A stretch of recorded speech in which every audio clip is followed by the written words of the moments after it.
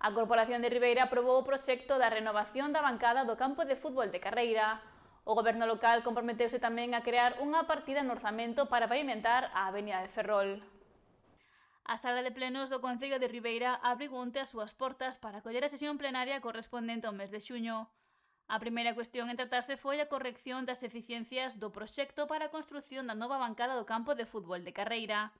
Terá un orzamento de 260.000 euros e estará financiada polo POSPLUS 2025 da Deputación da Coruña. Un xeotécnico que solicitaba a Deputación para dar a aprobación ao proxecto. O proxecto xa está completo, ten o informe favorable, polo que é necesario que o órgano competente, que neste caso é o Pleno Municipal, dé o ok a este último proxecto modificado. No mes de maio recibimos o xeotécnico para facer esa grada, un xeotécnico que ademais nos dicía que non daba ben, que había que baixar a 3 metros de profundidade, que había que facer uns pilares que sostivesen esa estrutura ou que había que facer, que é o que se vai a facer, uns pozos de cimentación con hormigón ciclópeo para non ter que excavar toda esa parcela. Os grupos respaldaron a importancia de desenvolver esta actuación.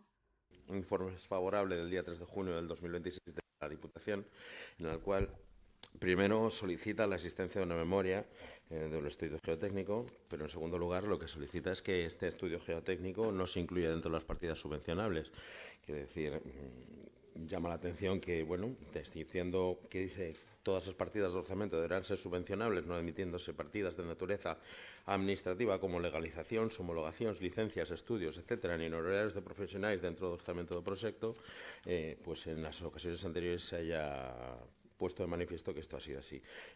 Por supuesto, esto evidentemente es una necesidad y va a contar con mi apoyo. Pues sí. Se ben é certo que se exixía por parte da Deputación un informe xeotécnico, dúas cousas, que a modificación do informe xeotécnico e que a modificación do proxecto. O proxecto sigue valorándose exactamente nas mesmas cantidades, o cal, bueno, despois dunha modificación, o proxecto costa o mismo, polo tanto, hai modificacións dentro do proxecto que fan unha minusvaloración, entendo, porque senón, facendo o mismo, costando o mismo, pero facendo cousas distintas, dificilmente se entende. E, por outra parte, na cronoloxía de o que son o expediente, bueno, pois se a Deputación hasta en 3 ocasións solicitou ao Concello que repararan errores dentro do que o proxecto que se enviou. Realmente temos un graderío aí, o cual, bueno, pois facía dificultoso facer ese estudio xeotécnico. Por eso se contemplou erróneamente pois dentro dese proxecto inicial que foi enviado á Diputación Provincial. Unha vez que a Diputación nos require, dicíndonos, bueno, pois que evidentemente o coste dese estudio xeotécnico non podía ir incluído como un coste máis dentro do proxecto, non ser subvencionable, o que se fai é facer unha partida independiente, o estudio fíxose directamente, pagado directamente dentro do Concello. O certo é que o estudo xeotécnico encargouse en novembro do ano 2025 e a min gustaríame coñecer por que se demorou máis de, creo que 6 meses a súa entrega, porque o estudo xeotécnico está asinado de maio de 2026, é dicir, 6 meses máis tarde do que se encargara. É certo que nós estábamos na alcaldía cando este proxecto foi adiante, a Deputación da Coruña fíxonos un requerimento en maio, nós contestámolo en xuño e, por tanto, as cuestións técnicas tiñámolas resoltas. A corrección das deficiencias do proxecto para a construción da nova bancada do campo de fútbol de Carreira foi aprobada por unanimidade. A totalidade do pleno deu tamén luz verde á modificación da relación de postos de traballo. A concellera non adscrita Tania Redondo presentou 2 mocións.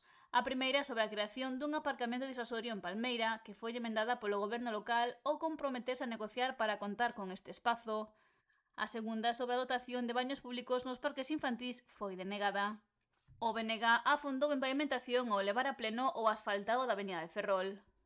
O mantemento desa actuación, desa estrada, é unha demanda veciñal, que non é que a fagamos dentro do Bloque Nacionalista Galego única exclusivamente, senón poden ir por ali, reunirse cos veciños e escoitar que é o que lle demanda a xente. Estou seguro que lle van a demandar unha pavimentación, pero tamén medidas de calmado de tráfico, reforzo da iluminación dos pasos de peóns, algúns resaltos ou bandas sonoras, e, por tanto, traballar nesa liña creo que é importante para garantir a seguridade viaria e tamén unha circulación pois máis sosegada. Os grupos da oposición apoiaron a proposta e lamentaron a falta de previsión do equipo de goberno á hora de reservar unha partida para esta actuación. Fija plazos, no reserva financiación, no compromete una fecha de inicio de las obras, no ofrece ninguna garantía a los vecinos, sino que es simplemente una promesa envuelta en burocracia. Y lo que resulta llamativo es que quienes presentan esta enmienda reconozcan implícitamente que la situación requiere una actuación urgente. Es decir, si la situación requiere una actuación urgente, en lugar de comprometerse con esa actuación, pues parecen refugiarse o prefieren refugiarse en condicionantes presupuestarios. Ten razón o señor Barral no que decía de que se ia a implementar dentro de un POS esa actuación na Avenida de Ferrol, bueno, non se levou a cabo, algún igual debería explicar por qué.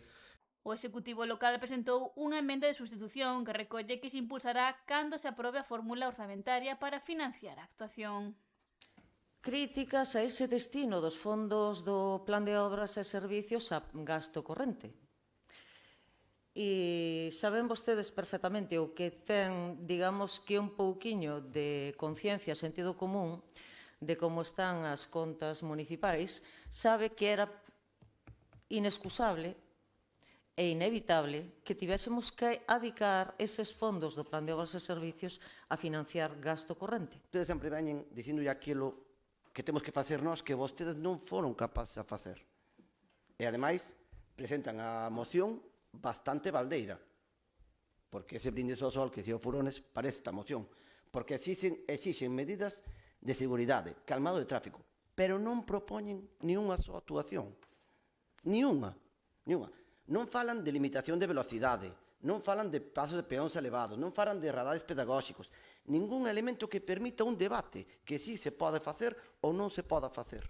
A emenda aprobouse con 13 votos a favor de PP e PPBI e 8 en contra de BNG, PSOE e non adscritos. Os socialistas insistiron coa adecuación da rúa de Correos, tamén emendada polo equipo de goberno, punto que se aprobou por unanimidade. O BNG puxo sobre a mesa tamén a determinación do martes de Entroido e o 24 de xullo, Día da Dorna, como festivos locais permanentes.